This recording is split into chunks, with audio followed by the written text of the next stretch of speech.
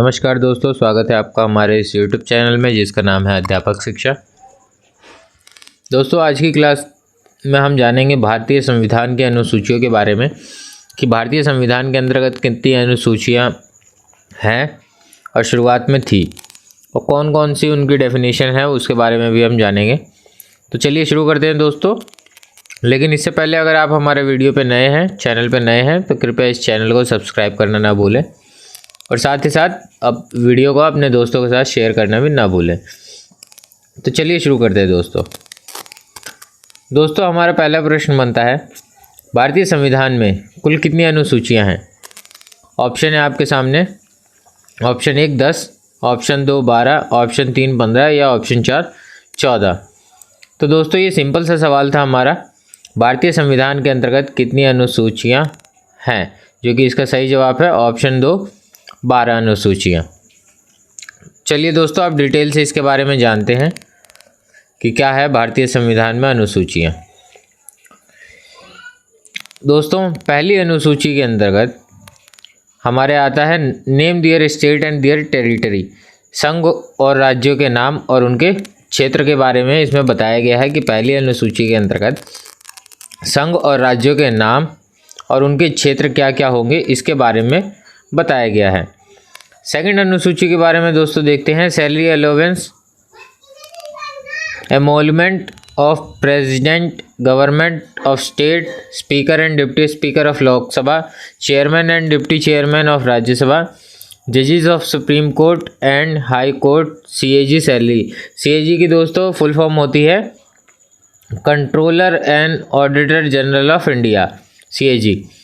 यानी वेतन एवं भत्ते से संबंधित जानकारी जो है वो हमारे सेकंड शेड्यूल के अंतर्गत, दूसरी अनुसूची के अंतर्गत बताया गया है कि प्रधानमंत्री, राष्ट्रपति, governor, speaker, deputy speaker Lok Sabha, chairman, deputy chairman Rajya Sabha और जजेस, सुप्रीम कोर्ट के जजेस, हाई कोर्ट और सीएजी की जो सैलरी होगी वो किस तरीके से निर्धारित करी गई है वो सेकंड पार्ट में बताया गया है।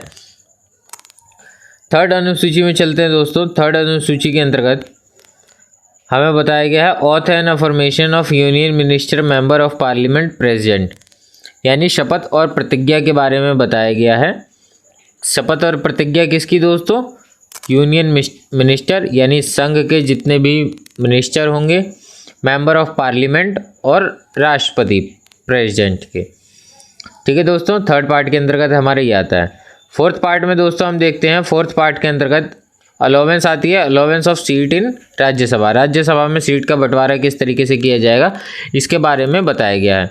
तो दोस्तों, एक पांचवी अनुसूची के बारे में देखते हैं दोस्तों। पांचवी अनुसूची क्या है? पांचवी अनुसूची के अंतर्गत administration and control of schedule area and schedule tribe, यानी अनुसूचित क्षेत्र और अनुसूचित जनजाति प्रशासन, जनजाति का प्रशासन और नियंत्रण वाले क्षेत्रों के बारे में बात करी गई है।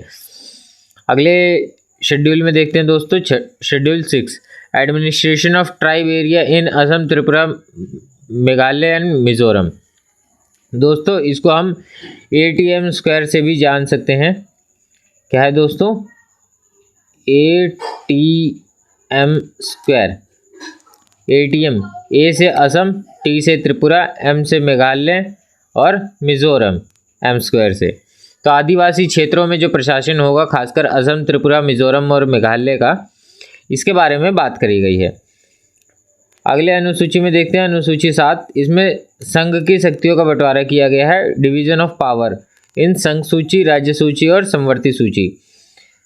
तो दोस्तों, हमारी 3 तरीके की सूचियां हैं। संघ सूची, जिसमें पहले 97 विषय शामिल थे जो कि अब 98 हो गए हैं। राज्य सूची में पहले 66 विषय शामिल थे जो कि अब 59 हो गए हैं। थर्ड है समवर्ती सूची, जिसके अंदर 47 विषय थे पहले और अब 52 हो गए हैं। अगला देखते हैं दोस्तों, अगली अनुसूची। अगली अनुसूची में हमारे ऑफिशियल लैंग्वेज की बात करी गई है, जिसमें 14 भाषाएं पहले थी और अब जो है 22 भाषाएं हो गई हैं। जिसके अंतर्गत लास्ट जो है 92वां जो संविधान संशोधन 2003 में हुआ था, उसके अंतर्गत 4 भाषाएं जोड़ी गई थी। यह है बोर्ड मास, शॉर्टकट तरीका है दोस्तों बोर्ड मास, जिससे BO से बोडो, D से डोंगरी, MA से मैथिली और S से संथाली। 9वीं अनुसूची के बारे में देखते हैं। 9वीं अनुसूची में क्या है? 9वीं अनुसूची में हमारे act and regulation to abolish to zamindari. तो जमींदारी प्रथा को ख़त्म करने के लिए यह एक्ट एंड रेगुलेशन लाया गया था। ये पहला संविधान संशोधन 1951 के द्वारा जोड़ा गया और इसमें बोला गया कि सर्वोच्च न्यायालय इसको रिव्यू नहीं कर सकता। यानी सर्वोच्च न्यायालय जो है, जो भी पार्लियामेंट कानून बनाएगी उसको रिव्यू नहीं कर सकता। परंतु 24 अप्रैल 1973 को सर्वोच्च न्यायालय ने कहा कि आज के बाद से, इससे पहले तो जो भी कानून बने हम रिव्यू नहीं कर सकते, लेकिन आज के बाद से यानी 24 अप्रैल 1973 के बाद से जितने भी कानून बनेंगे उसको सर्वोच्च न्यायालय रिव्यू कर सकता है। इसके बारे में सर्वोच्च न्यायालय ने कहा। 10वीं अनुसूची के बारे में देखते हैं दोस्तों। 10वीं अनुसूची क्या है? 10वीं अनुसूची है एंटी डिफेक्शन लॉ, दल बदल निरोधक कानून, जो कि 52वां संविधान संशोधन था हमारा 1985। 24 जनवरी 1985 को ये 52वां संविधान संशोधन हुआ था, जिसमें दल बदल निरोधक कानून बनाया गया था। अगला देखते हैं दोस्तों 11वीं अनुसूची, जिसमें power of authority of panchayat, यानी पंचायत की पावर के बारे में बोला गया है। इसको 73वें संविधान संशोधन द्वारा 1992 में जोड़ा गया था। लास्ट देख लेते हैं दोस्तों। अंतिम हमारा अनुसूची है 12वां, power and authority and responsibility of municipality.